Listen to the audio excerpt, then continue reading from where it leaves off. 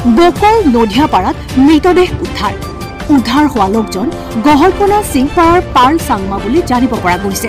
জানিব পৰা মতে যোৱা 19/5/25 তাৰিখ সোমবাৰৰ পৰা 4 দিন ধৰি গহলকণা বকল নৈত পৰি সন্ধানহীন হৈ আছিল লোকজন গহলকণা সিংপাৰাৰ পাৰ্ল চাংমা, বয়স 55 বছৰ। সোমবাৰৰ বিয়লিৰ পৰা সন্ধানহীন হৈছিল সিংপাৰাৰ পাৰ্ল চাংমা।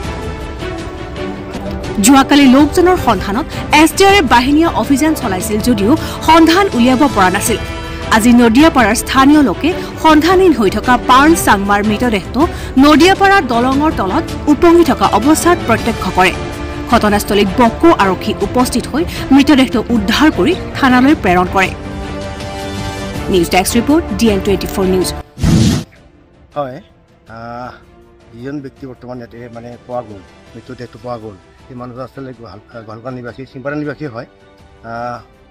প্ৰায় সোমবাৰে সন্ধিয়া প্ৰায় 9টামান বজাত হ'ব, 9টামান বজাত হ'ব। মানে বজাৰৰ পৰা তেওঁ ঘৰমুখা হৈ গৈ আছে। তেওঁ মানে নদীৰ ওপৰত সৰুকৈ মানে মানুহ পাৰ হোৱাৰ কাৰণে, অহা যোৱা কৰাৰ কাৰণে বাঁহৰ এখন মানে ফুটব্ৰিজ বনোৱা, মানে বৰ্তমান নিৰ্মাণ অৱস্থাত আছে মেইন দলংখন। মানুহখিনি অহা যোৱা কৰাৰ কাৰণে এখন ফুটব্ৰিজ বনোৱা আছে। তেওঁ মানে আন্ধাৰত ভালকৈ ধৰিব নোৱাৰি ছাইডত খোজ দিলে। ছাইডত খোজ দিলে এতিয়া মানে তলত দ আছিলে, তেনে পৰি গ'ল। তেতিয়া সেইটো সময়ত কোনো মানুহ নাছিল, আৰু মানুহ নোহোৱাৰ কাৰণে হঠাৎ ক'ত গ'ল মানে কোনে গমেই নাপায়। শেষ মুহূৰ্তত যেতিয়া তেওঁলোকে মানে মানুহজন আহি নাপায়, কি হ'ল কি নহ'ল, তেতিয়াহে মানে মানুহজন হয়তো পানীতে পৰি যাব মৰাৰ এটা সন্দেহ কৰি পিনে কৰা হ'ল। আৰু ইতিমধ্যে সেই মানুহজনক যোৱাকালিও মানে আহি পিনে বহুত অভিযান চলালে, কিন্তু নাপালে। পানীৰ ওপৰত আছিল কাৰণে হয়তো মৃতদেহটো পানীৰ তলত সোমাই আছিলে। আৰু সেই বস্তুটো আজি নদিয়াপাৰা দলঙৰ মানে বজাৰৰ কাষত যিখন দলং আছে, কাঠৰ দলঙৰ তলত মানে মৃতদেহটো মানে প্ৰত্যক্ষ কৰা হয়। আজি মানে পানীৰ ওপৰৰ পৰা মানে উপঙি দেখা যায়।